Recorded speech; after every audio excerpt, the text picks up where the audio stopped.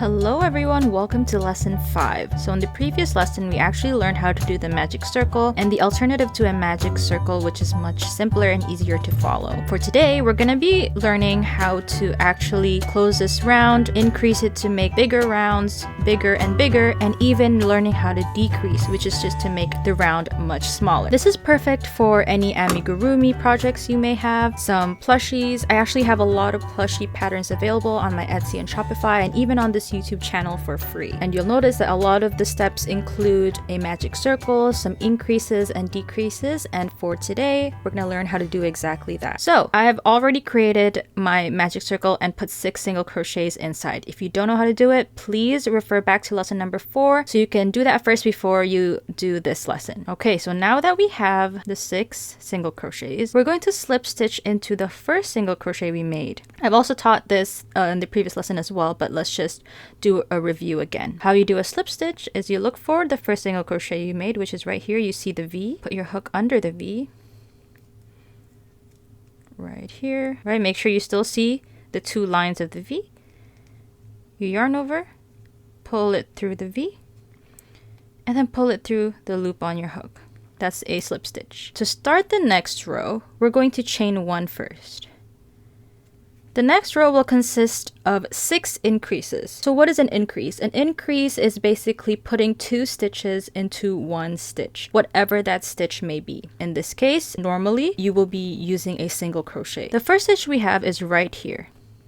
We're first gonna do 2 single crochets in that stitch. If it's too tight here, you can actually move on to the next one by starting right here. So make 1 single crochet like you normally would, and then go back to the same stitch you were on. Exactly the same stitch, don't move on to the next. And now you have 2 single crochets and you've actually made an increase. An increase just means that you're doubling the amount of stitches for the next row. Okay, so since we started with 6 single crochets, if we do 6 increases on the next row, you should end up with 12 single crochets overall, because 6 times 2 is 12. So let's just finish this row, okay?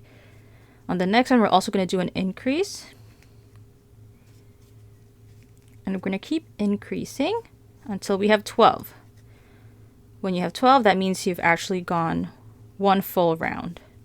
Okay, we have 12 stitches here. Let's just count to make sure. Here's our first one. So 1, 2, 3, 4, 5, 6, 7, 8, 9, 10, 11, 12. Every time you do these rounds, you have to count so that you don't make a mistake. It's very important that you count when you're crocheting. And then the same thing that I always do is I slip stitch into the first single crochet that I made just to close the round, and then I chain 1 to start the next round. Sometimes people would use stitch markers for these. You can definitely use that as well. If you use stitch markers, you don't actually have to do the slip stitch and chain 1. You just have to keep going in rounds. But I don't like using stitch markers. I just like to use the chain so that I know where to start. Anyway, in order to keep going, sometimes patterns will tell you to do 1 single crochet and then 1 increase, or 2 single crochets and 1 increase. What that means is just, if it says 1 single crochet and then an increase, it means you go into this first stitch as a single crochet,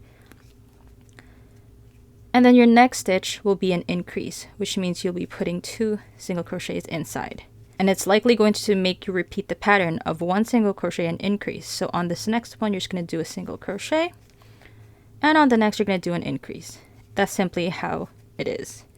I've actually made a tutorial on how to do a proper circle, which is an essential skill for you to have when you are making plushies. I will link it down below. It's just me showing you how to make the perfect circle and the counting that you have to do in order to do that. Now let's talk about how to do a decrease. So let's say I've made my plushie and I want to close it. Basically, I want to go a little bit smaller and smaller until I can close the whole project. I'm going to be teaching you 2 different kinds of decreases. The first kind is just the normal kind, and the second is the invisible decrease, which is much more seamless and is better to use for plushies that have stuffing in the middle that you don't want to show. How you do the normal decrease is first you insert your hook onto the first stitch that you plan to use. Okay, so this is the first stitch. Insert, yarn over and pull it back out like a normal single crochet. But instead of completing the single crochet, you're going to insert your hook into the next stitch, which is right here. Insert, yarn over, and pull it back out. You're going to end up with 3 loops on your hook.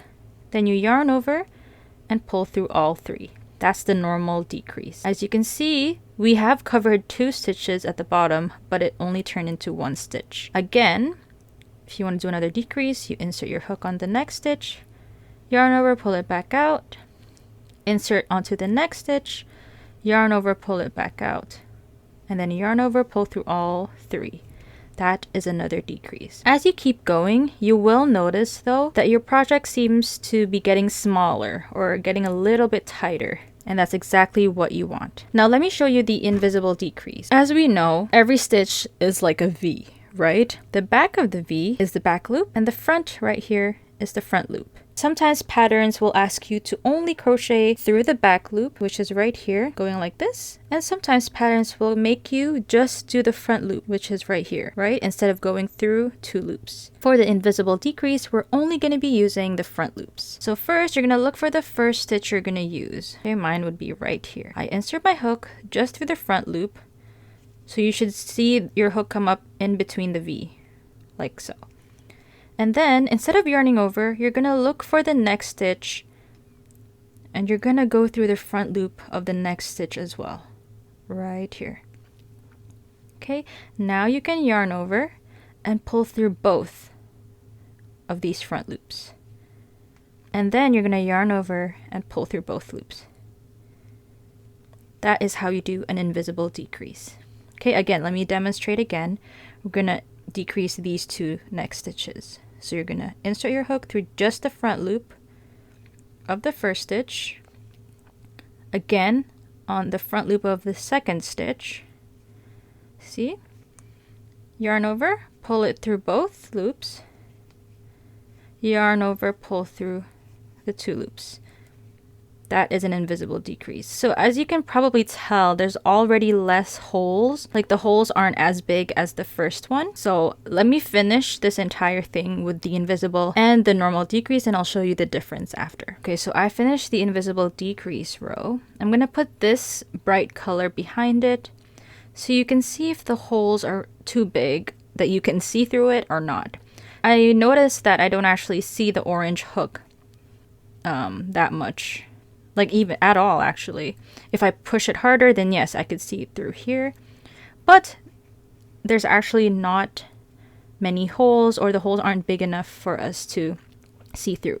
That means that if I were to stuff this, the stuffing is less likely to go through those holes. Now here we have the normal decrease. Okay, so this row is just a normal decrease, not the invisible. I'm gonna do the test again. So I noticed that the top holes are a little bit larger, so you can actually see the orange behind it. These holes are quite big as well. Now if we try to stuff it, as you can see, the holes are slightly more noticeable. It just looks less seamless because there's too many gaps in the row. So those are the 2 different types of decreases. The normal decrease is still perfectly fine, but if you are working with amigurumi or just tighter stitches overall, then it's better to do the invisible decrease. Thank you guys for watching this lesson. I hope that you learned a lot. Make sure to practice your increases and decreases. And on the next lesson, we will be learning how to do some color change and how to join different yarns together. If you don't want to wait for the next lesson, make sure to subscribe to my newsletter because I already have all the lessons posted there. It's free and you also get early access to some of my content, and you can suggest what video you want me to make next. That's it for this video. See you guys in the next one.